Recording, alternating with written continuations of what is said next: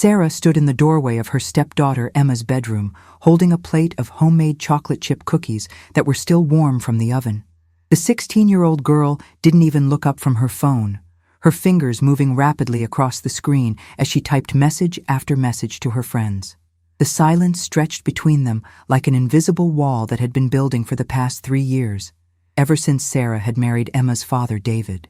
"Emma, honey, I made your favorite cookies," Sarah said softly, her voice carrying the same gentle tone she had used countless times before, hoping that maybe today would be different. Maybe today, Emma would smile at her the way she used to when they first met, when Emma was 13 and seemed genuinely excited about having a stepmother who baked cookies and helped with homework. Emma finally glanced up, her green eyes cold and distant. "You're not my real mom, Sarah. Stop trying so hard." The words hit Sarah like a physical blow, even though she had heard variations of this phrase dozens of times over the years. Each time, it felt like a knife twisting in her heart, but she had learned to keep her face composed, to swallow the hurt and try again tomorrow. Hi everyone, I'm Tina, and welcome back to another deeply moving story that will touch your heart and maybe change how you see family relationships forever. Today, I'm sharing a story about Sarah, a stepmother who faced years of rejection from her stepdaughter, Emma, but whose response to that rejection will absolutely shock you. This is a story about love, patience, sacrifice, and ultimately, a decision that changed everything. I promise you, if you stay until the end, you'll understand why sometimes the most powerful acts of love come from the most unexpected places. Please hit that like button and subscribe if you haven't already, because stories like these remind us what truly matters in life. Sarah had tried everything over the past 3 years. She had attended every school play, every soccer game, every parent-teacher conference alongside David. She had driven Emma to friends' houses, helped her shop for prom dresses, and stayed up late helping her with math homework when David was working late at the hospital. She had never tried to replace Emma's biological mother, who had passed away when Emma was just 10 years old. Instead, Sarah had simply tried to be there, to be a source of support and love in whatever way Emma would allow. But Emma's resistance had only grown stronger over time. What had started as typical teenage rebellion had evolved into something much deeper and more hurtful. Emma seemed to take pleasure in reminding Sarah at every opportunity that she wasn't her real mother, that she didn't belong in their family, and that she was just an outsider trying to insert herself into a relationship that didn't concern her. David, caught between his wife and his daughter, tried his best to mediate, but his long hours as a cardiac surgeon left him exhausted and often absent during the daily battles that played out in their home. He loved Sarah deeply and appreciated everything she did for Emma, but he also understood his daughter's pain and didn't want to force a relationship that Emma clearly didn't want. The breaking point came on a rainy Thursday evening in October. Sarah had spent the entire day preparing for Emma's 17th birthday party, which was scheduled for the weekend. She had contacted all of Emma's friends, arranged for catering, decorated the house, and even managed to get Emma's favorite band's merchandise as a surprise gift. She was in the kitchen, putting the finishing touches on a homemade birthday cake, the same recipe she had used for Emma's 14th birthday, the last time Emma had actually seemed happy to receive something from her. Emma walked into the kitchen with her phone pressed to her ear, talking loudly to one of her friends. "Yeah, I know. It's so annoying," she was saying, glancing at Sarah with undisguised irritation. "My dad's wife is going completely overboard with this party thing. Like, doesn't she get that I don't want her involved? She's not even my real mom." Sarah's hands stilled on the cake decorator she was holding. She had been carefully writing "Happy Birthday, Emma" in elegant script across the top of the chocolate cake, but now the words seemed to blur before her eyes.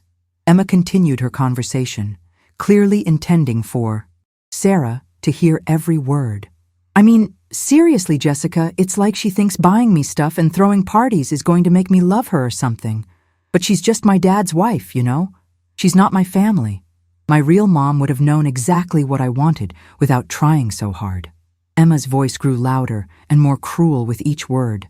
"I can't wait to get out of here and go to college so I don't have to pretend to be grateful for all her fake motherly attention anymore." Sarah set. down the decorator with trembling hands. 3 years of rejection, 3 years of trying to build a relationship with a girl who seemed determined to hurt her at every turn.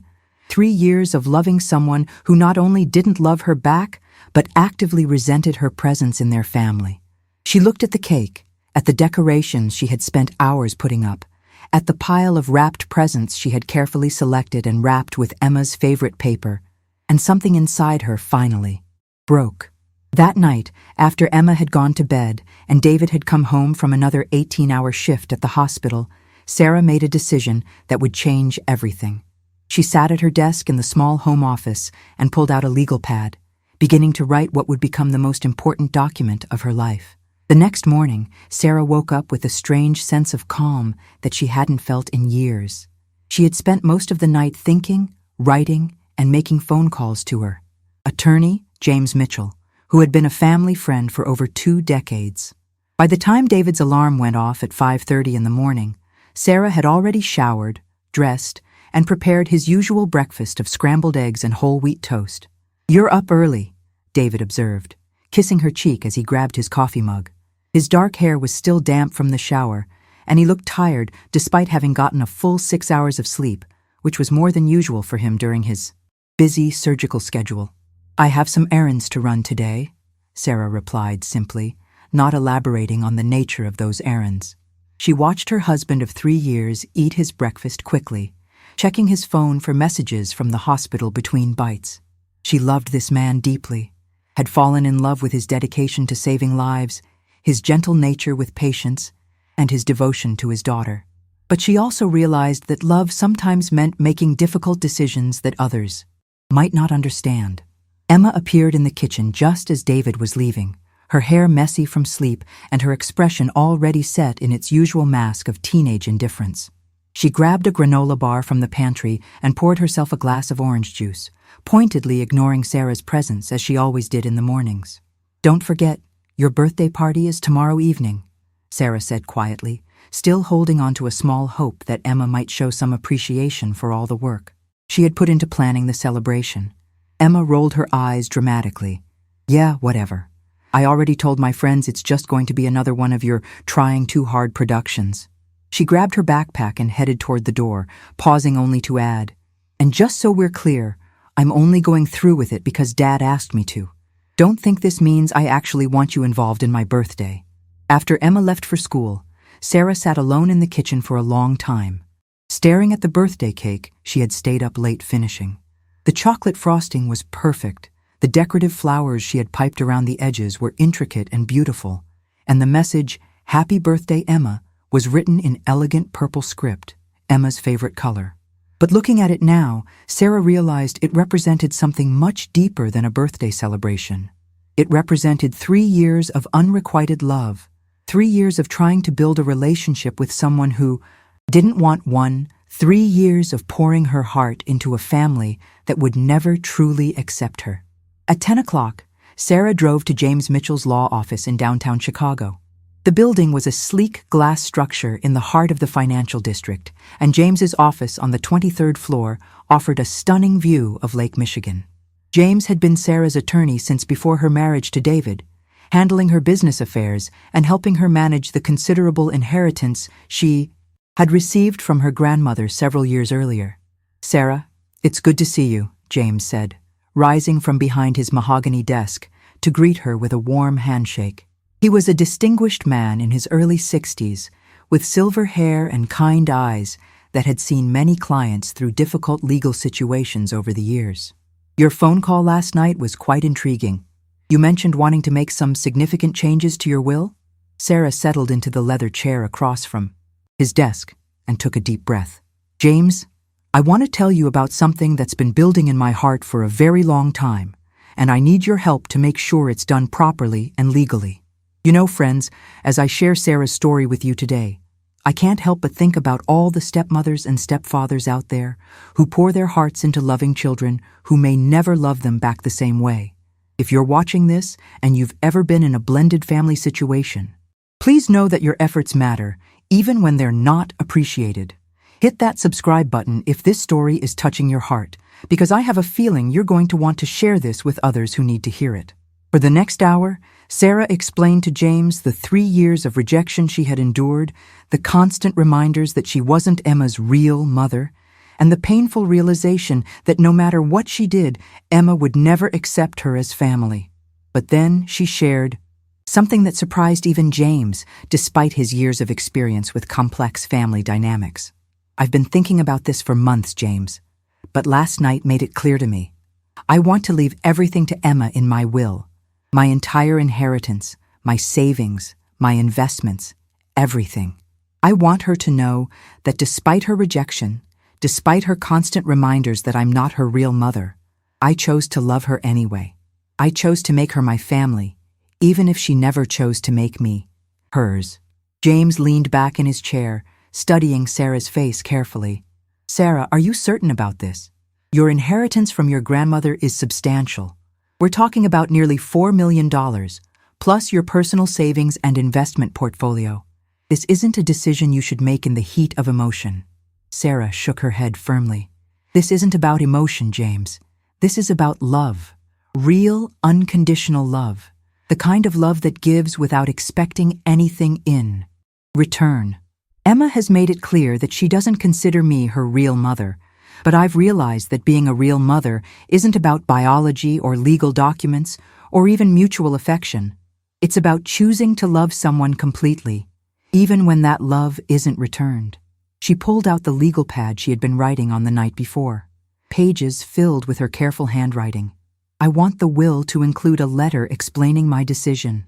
I want Emma to understand that this isn't about guilt or manipulation. It's about showing her what unconditional love actually looks like. It's about proving that sometimes the people who love us most are the ones we least expect." James spent the next 2 hours carefully crafting the legal documents that would change Emma's life forever, though she wouldn't know it for years to come. Sarah sat quietly in his office, occasionally adding details or clarifying her wishes, but mostly just feeling a profound sense of peace about her decision. This wasn't about revenge or trying to prove a point.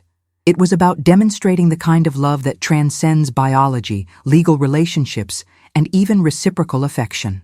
"The letter you want, included with the will," James said, looking up from his computer screen. "Are you sure you want it to be this detailed?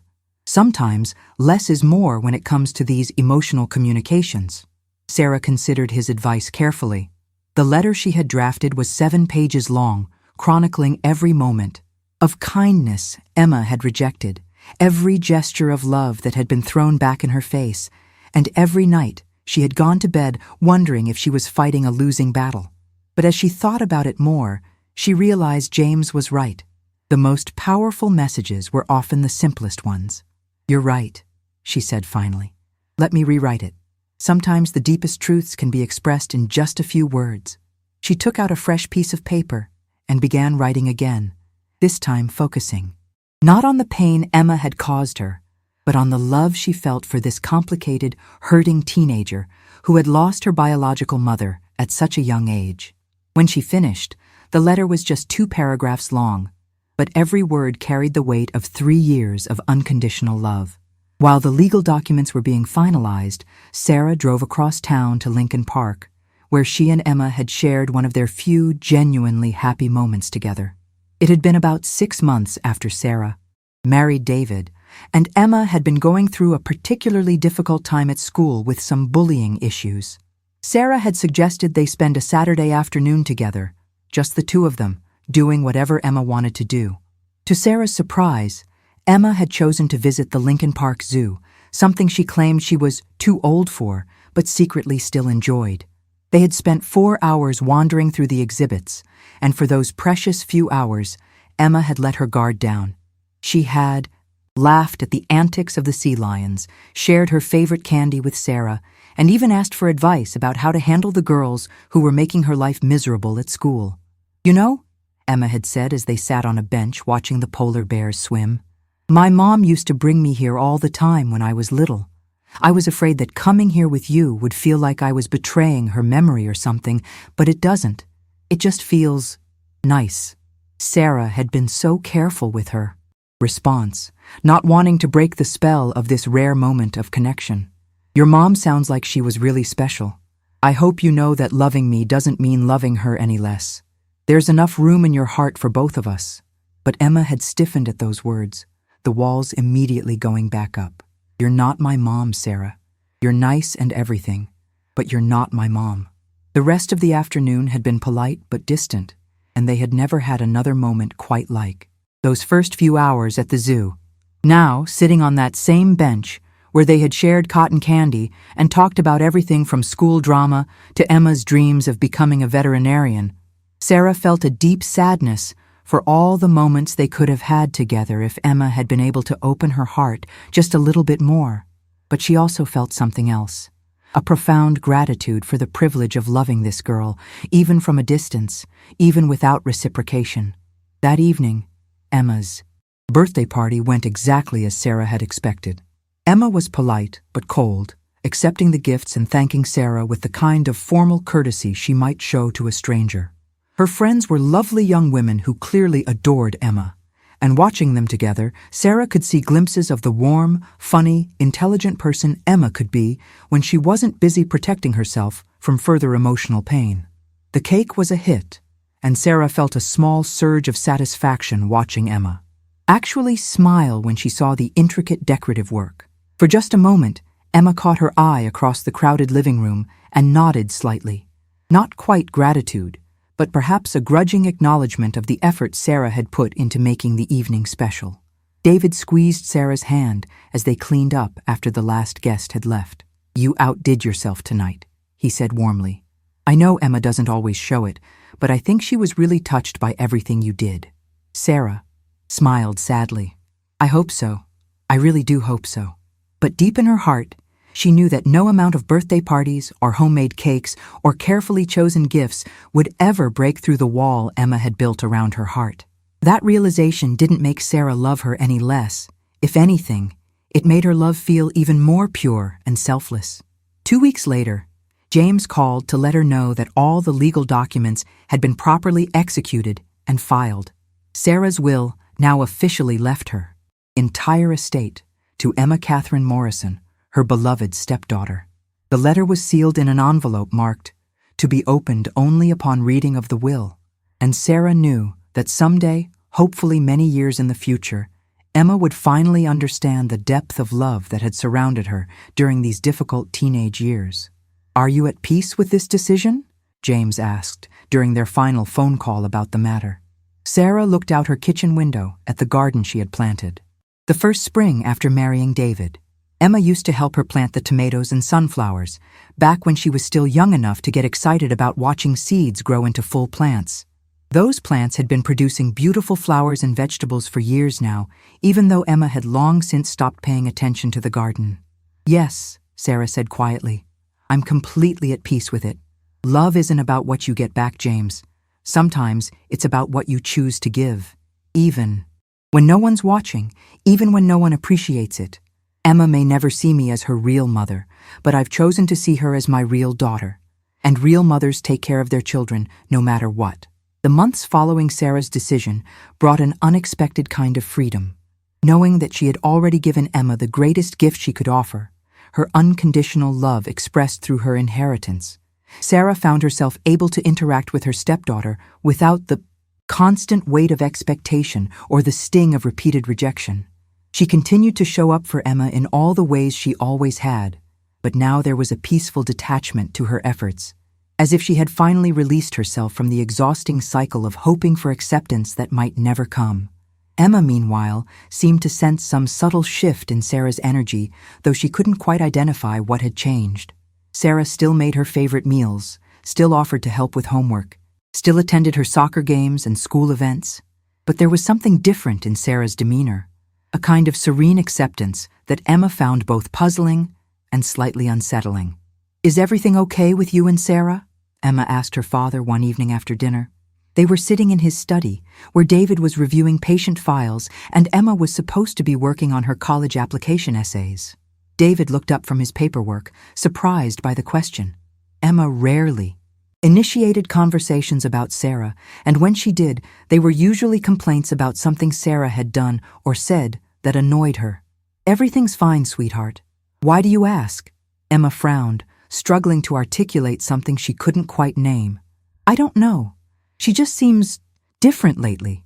Like she's still doing all the same stuff, but it feels different somehow. Less desperate, maybe? David considered this observation carefully. He had noticed the change too, though he hadn't been able to put his finger on exactly what it was.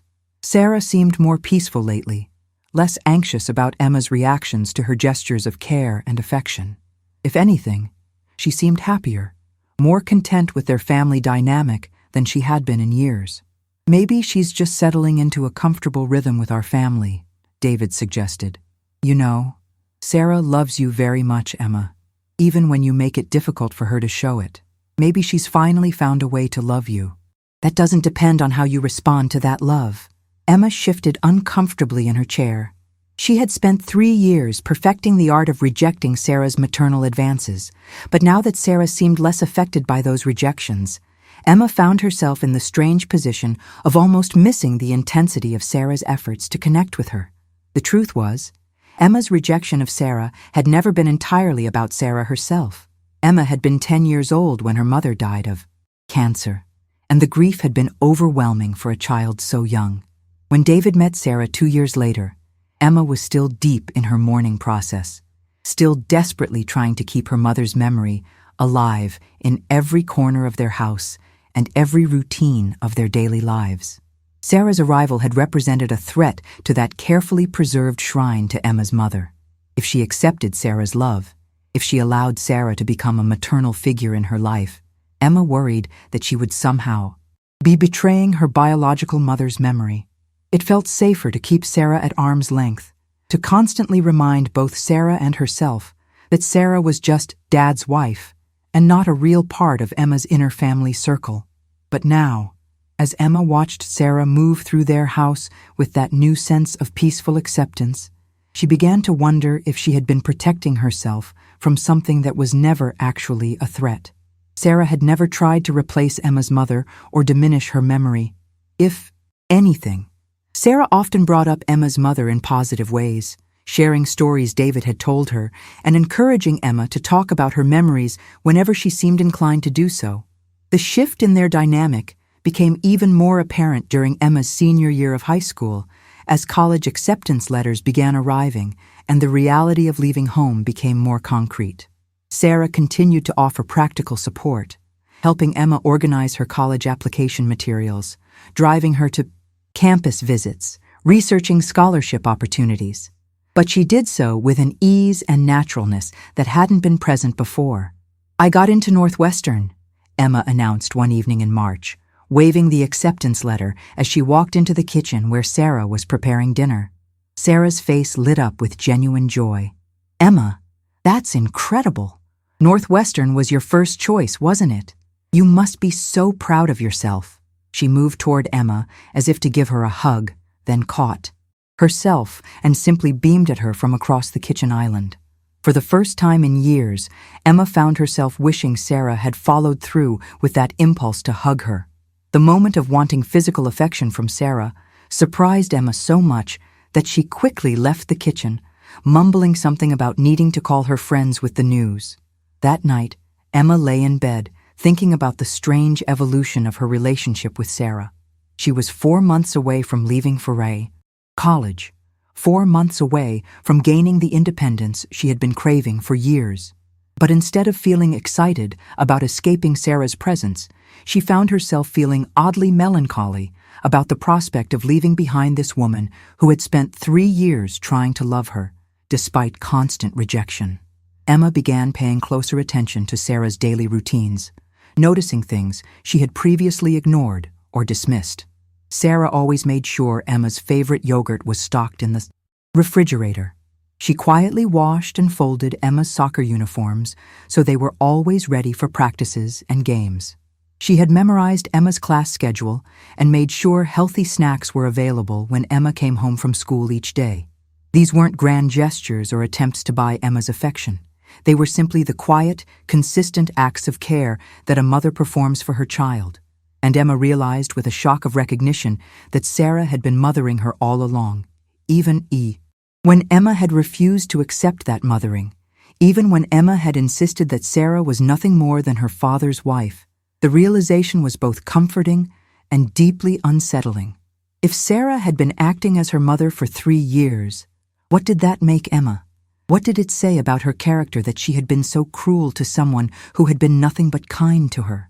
As spring melted into summer and Emma's departure for college drew closer, the weight of her impending separation from Sarah began to settle over the household like a bittersweet fog. Emma found herself noticing things about Sarah that she had previously ignored or taken for granted. The way Sarah's face would light up when Emma shared even the smallest details about her day, the careful attention Sarah paid to Emma's preferences and moods, the quiet sacrifices Sarah made to ensure Emma's comfort and happiness. One evening in late June, Emma was packing boxes in her room, sorting through years of accumulated possessions and memories when she came across a photo album she hadn't looked at in years. As she flipped through the pages, she was startled to realize how many of the pictures from the past 3 years included Sarah. There was Sarah cheering from the sidelines at Emma's soccer games, Sarah helping Emma get ready for junior prom, Sarah teaching Emma how to parallel park in the empty mall parking lot. In photo after photo, Sarah was there, not dominating the frame or trying to insert herself into Emma's spotlight, but simply present, supportive, and consistently loving.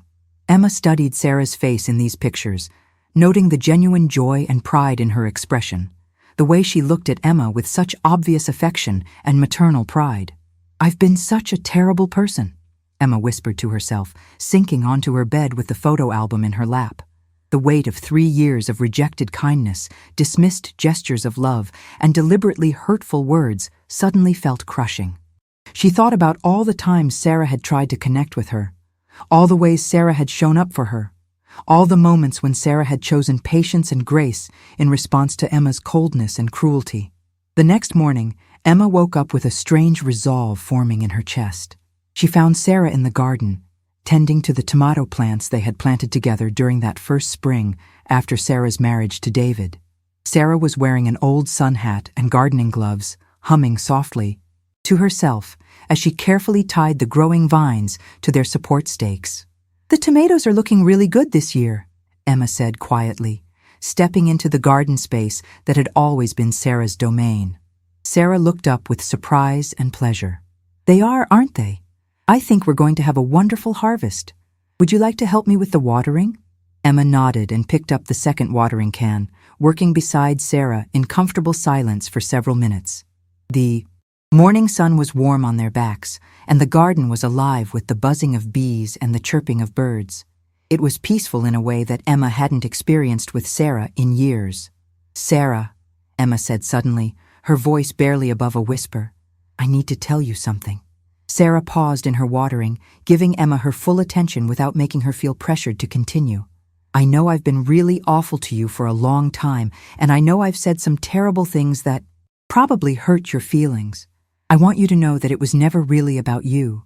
It was about my mom, and missing her, and being scared that loving you would mean forgetting her."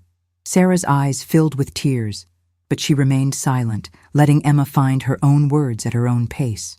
"But I've been thinking about it a lot lately, and I realized that my mom would probably be really happy to know that someone like you was taking care of me and Dad. She would want me to be loved and supported. And you've been doing that for 3 years, even when I made it really hard for you." Emma's voice cracked with emotion as she continued, "I'm sorry for saying you weren't my real mom. I'm sorry for being so mean to you when all you ever did was try to love me.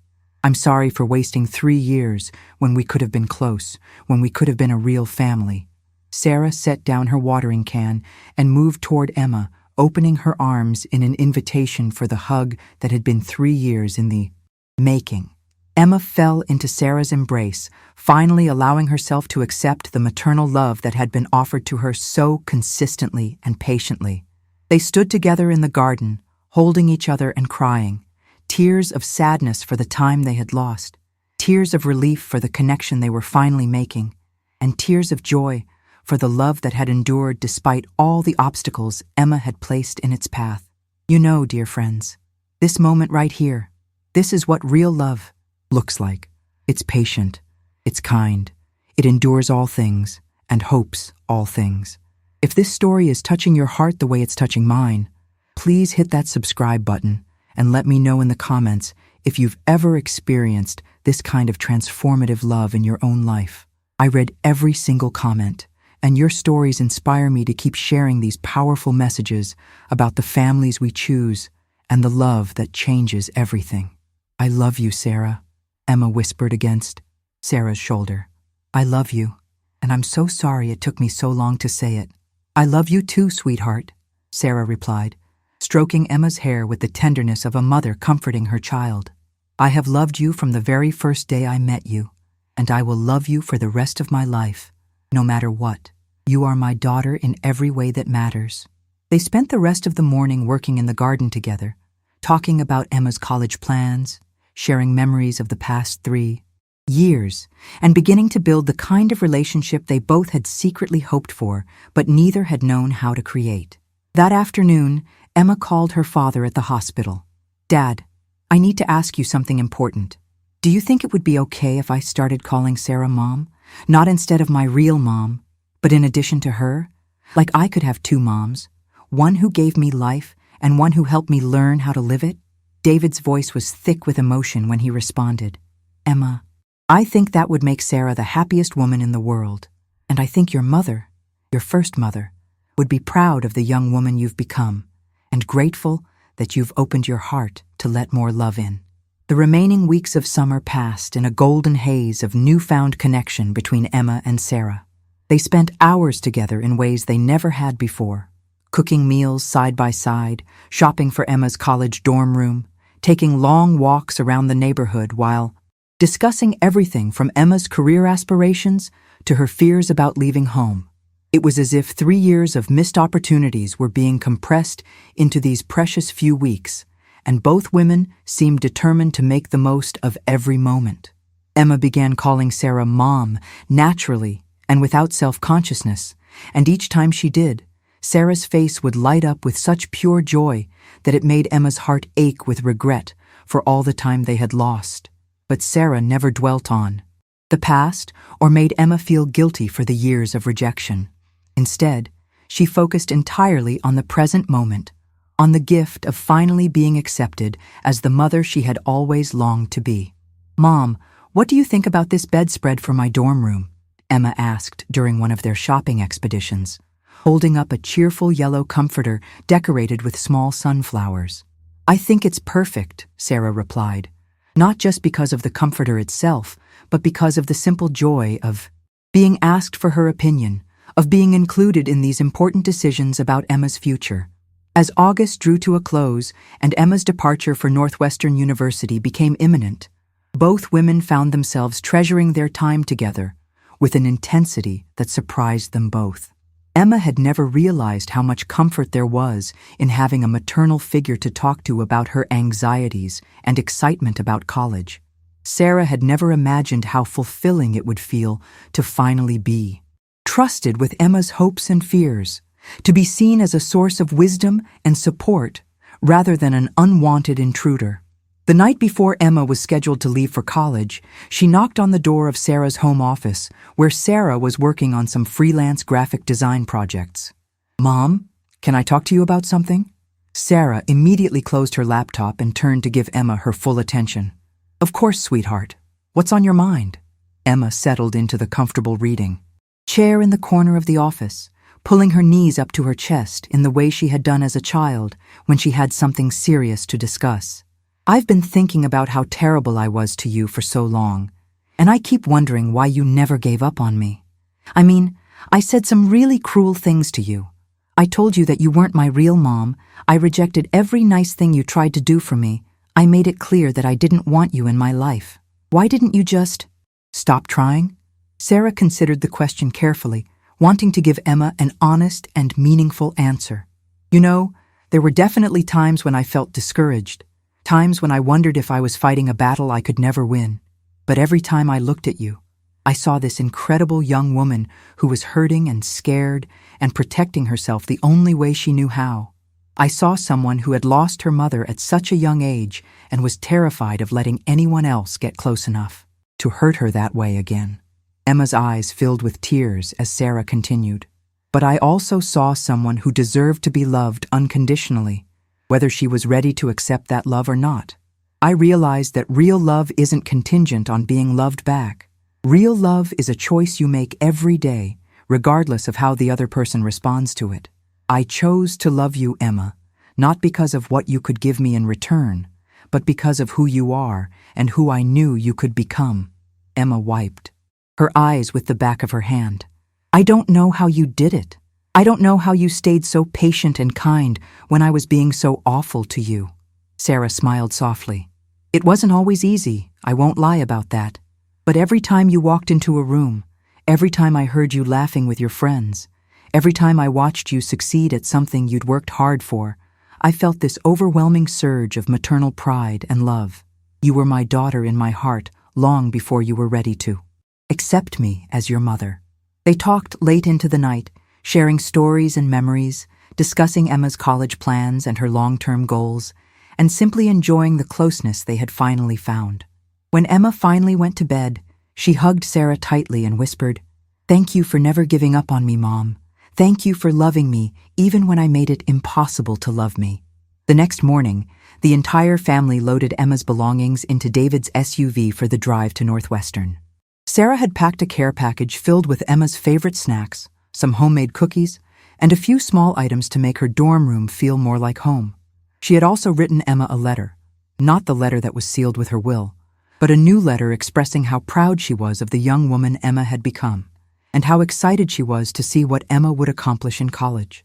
The drive to Northwestern was filled with nervous chatter, last-minute advice, and the kind of bittersweet emotions that accompany all major life transitions. When they arrived at Emma's dormitory, Sarah helped her unpack and arrange her room, while David handled the practical matters of check-in procedures and meal plan arrangements. As they prepared to say goodbye, Emma threw her arms around Sarah one more time. "I'm going to miss you so much, Mom. Will you call me every week?" "I'll call you whenever you want me to," Sarah promised, holding Emma tightly and breathing in the scent of